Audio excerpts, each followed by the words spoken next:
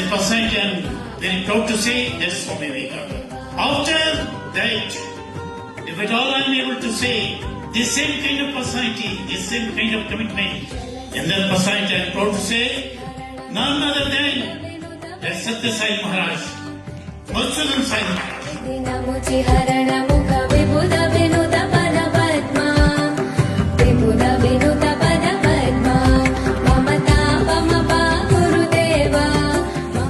Family is the most important unit of the society. If family breaks, the society breaks.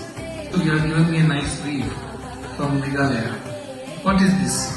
Basically, these are threads woven in crisscross fashion.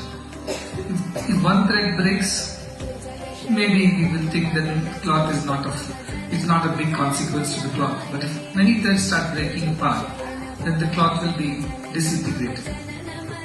Threads are individuals, this weaving is family, and all together we are a society or a world. This is a small sample of the Meghalaya family Dartlow.